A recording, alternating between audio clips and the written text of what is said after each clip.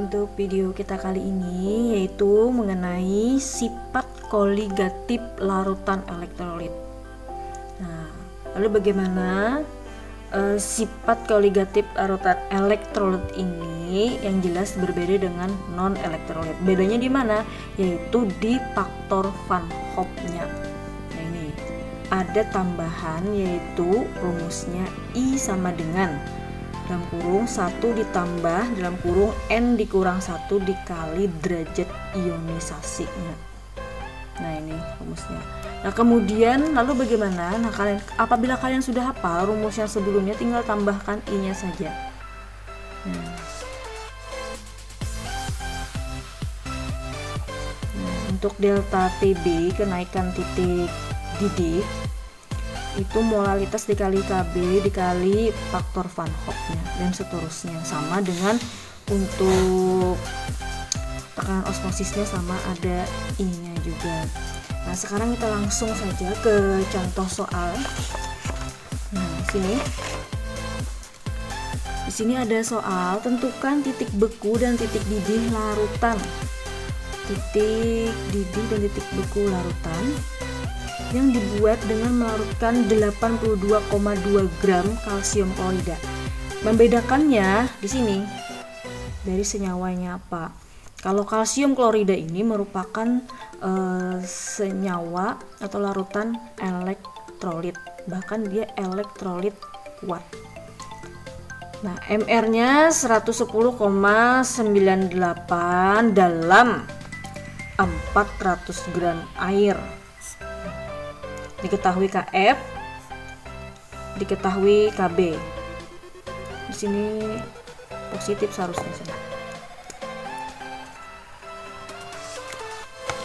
Nah, lalu bagaimana kita menjawabnya? Nah, langkah pertama kita menentukan dulu kalau titik beku, titik didih berarti berhubungan dengan molalitas. Langkah pertama kita cari molalitasnya terlebih dahulu. Nah, kita lihat di sini molalitas M. Kan rumusnya sama dengan mol dibagi massa pelarut dalam satuan kilogram. Kalau mencari mol, itu mol sama dengan massa dibagi mR. Nah, kita cari massa. Cari molnya. Masanya berapa di sini? 82,2 gram dibagi MR-nya berapa? 110,98 gram per mol. Sama dengan hasilnya berapa? Hitung-hitung 0,74 mol. Ya. Nah, kemudian sudah dapat molnya. Nah, kemudian massa pelarut ini harus dalam satuan kilogram. Nah, di sini berapa tadi? P pelarutnya harus dalam satuan kilogram. Nah, tadi ini 400 gram diubah dalam satuan kilogram berapa itu? 0,4 ya, 0,4 kilogram. Ini sama dengan masukkan ke sini rumusnya. Molnya 0,74 mol dibagi 0,4 kilogram sama dengan hasilnya 1,85 molal.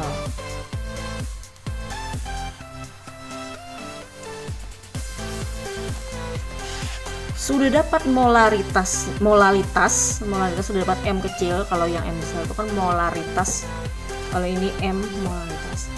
Kita mencari Van Hoff-nya dulu. Nah, Van Hoff-nya rumusnya tadi apa? I, gimana di sini ya?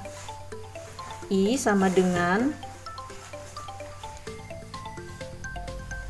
dalam kurung tadi ya 1 ditambah N dikurang 1 dikali derajat ionisasi. Untuk mencari N, langkah pertama kita harus tahu dulu kalsium klorida ini. Kita uraikan kalsium kloridanya.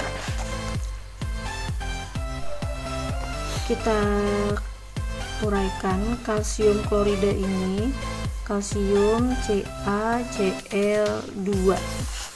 Kita uraikan menjadi Ca2+ ditambah, karena Cl-nya ada 2 Cl-. Nah, jumlah N-nya ada berapa? Nah, di sini 1, 2, 3. Ada 3. N sama dengan 3. Tambah 1, 3. Maka sama dengan di sini. Nah, 1 ditambah 3 dikurang 1. Nah, derajat ionisasi kalsium klorida ini adalah 1. Kenapa? Karena dia merupakan elektrolit kuat. 1 ditambah 3 dikurang 1, 2 kali 1, 2 juga 3. Nah, seperti itu caranya. Nah, kemudian kita lanjutkan ke perhitungan titik didih larutan. Sebelum ke titik didih larutan, kita ke delta TB terlebih dahulu, atau kenaikan titik didih. Rumusnya molalitas dikali KB dikali I tadi ya. Nah, sama dengan molalitasnya berapa? Molalitasnya tadi ini ya, 1,85 dikali, untuk KB nya sama dengan 0,512 dikali 3. Maka hasilnya sama dengan di sini 2,8416